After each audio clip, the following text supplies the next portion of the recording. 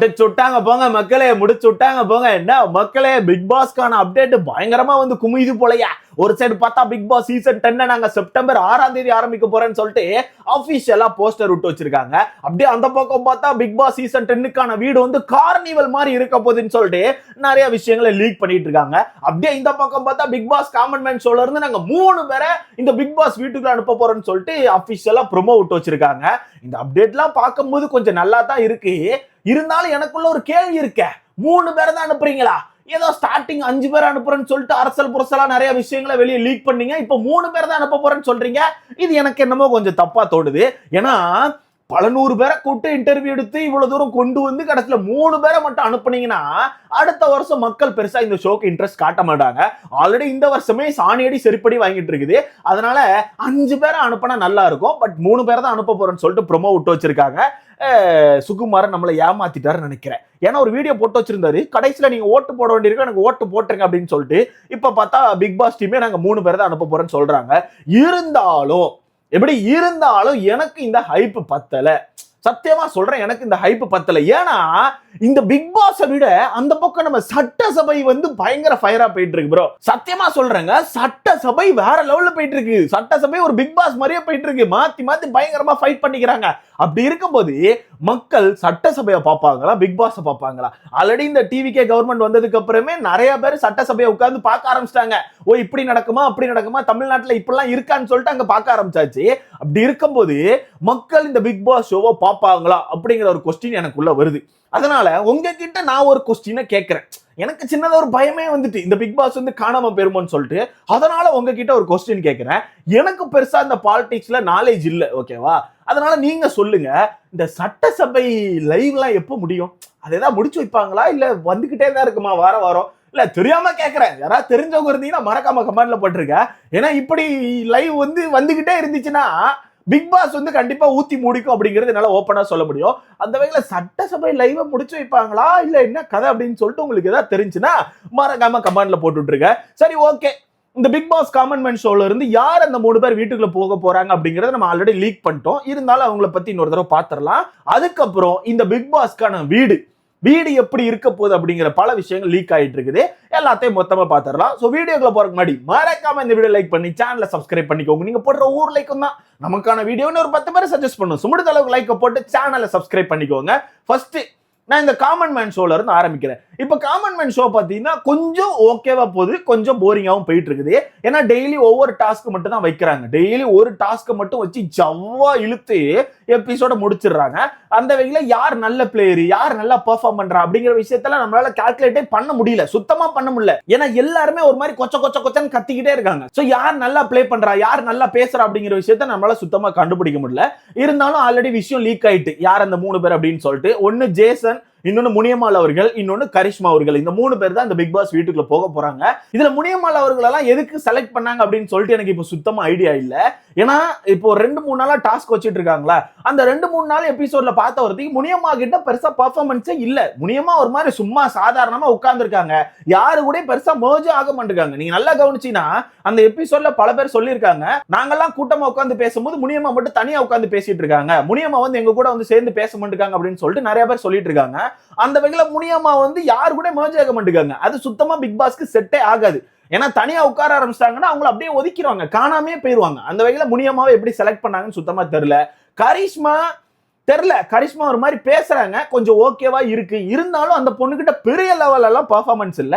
I think இந்த love கண்டென்ட்டுக்காக எடுத்து போட்டிருப்பாங்க எனக்கு தோணுது. அடுத்தது ஜேசனை பொறுத்தவரைக்கு ஒரு மாதிரி ஓப்பனா பேசுறாப்ல, இல்லைன்னு சொல்ல.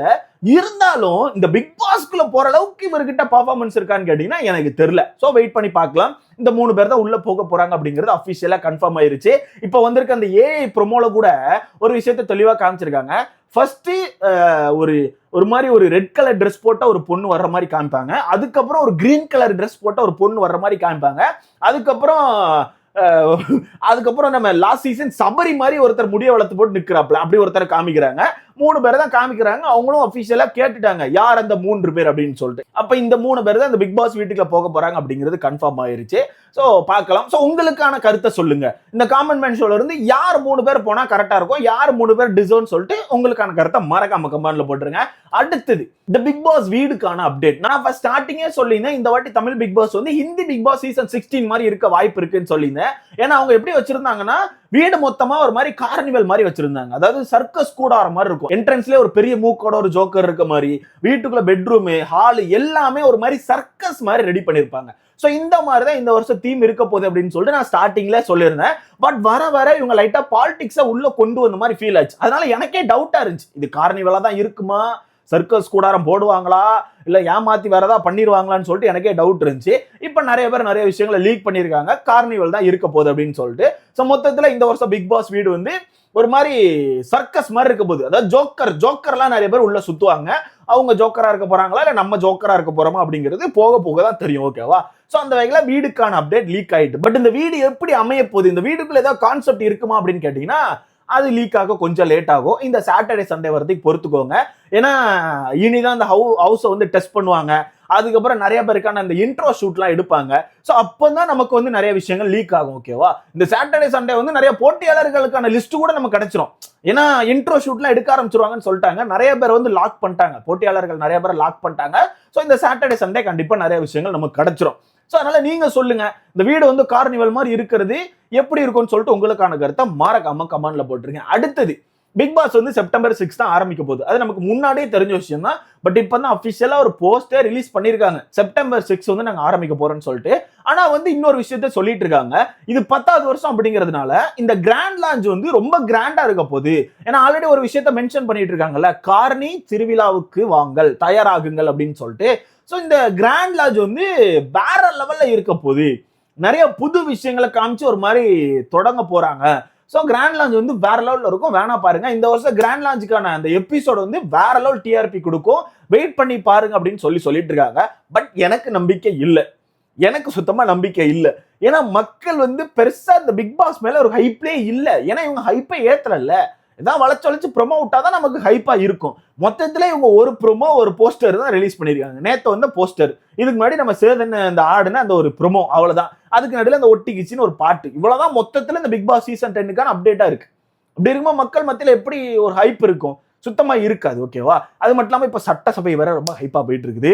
அங்க வேற சண்டை எல்லாம் போட்டுக்கிறாங்க. மோதிரத்தை கலத்தி வீசுறது என்ன, மைக்க பிடிங்க அடிக்கிறது என்ன, வெளிநடப்பு பண்றது என்னன்னு சொல்லிட்டு அங்க வேற லெவல்ல போயிட்டு இருக்குது.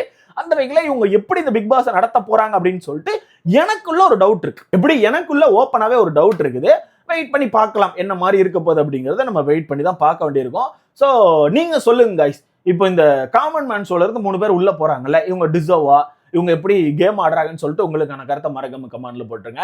அடுத்தது செப்டம்பர் 6 ஆரம்பிக்கிறது உங்களுக்கு ஓகேவா இருக்கா? என்ன கேட்டீங்கன்னா அக்டோபர் 6 ஆரம்பிச்சிருக்கலான்னு சொல்லி தோணுது. ஏன்னா இப்பதான் நம்ம பிக் பாஸ் முடிச்ச மாதிரி ஒரு ஃபீல். ஜனவரியில தான் முடிச்சுமே நிறைய கான்ட்ரவர்சி தொடர்ந்து வந்துச்சு, நம்ம அதெல்லாம் பார்த்துக்கிட்டு தான் இருந்தோம். அப்படி இருக்கும்போது இப்பதான் பிக் பாஸ் முடிச்ச மாதிரி இருக்கு. அதுக்குள்ள அடுத்த பிக் பாஸ் அப்படிங்கிறது வந்து பெருசா ஒரு இது இல்ல. லாஸ்ட் சீசனே ஒரு மாதிரி டாக்ஸிக்கா போயிருச்சு. அதுலயே பல மக்கள் இந்த ஷோவை பாக்குறத கொஞ்சம் அவாய்ட் பண்ண ஆரம்பிச்சிட்டாங்க. அப்படி இருக்கும்போது உடனே இந்த பிக் பாஸ் அப்படிங்கிறது வந்து எனக்கு பெருசா ஒரு உடன்பாடு இல்லை. அக்டோபரே ஆரம்பிச்சிருக்கலாம் அப்படின்னு சொல்லிட்டு என் மைண்ட் சொல்லுது. இதை பத்தி உங்களுக்கான கருத்து என்னன்னு சொல்லிட்டு மறக்காம கமெண்ட்ல போட்டுருங்க. இருந்தாலும் சீக்கிரம் ஆரம்பிக்கிறதும் ஒரு வகையில நல்லது தானே.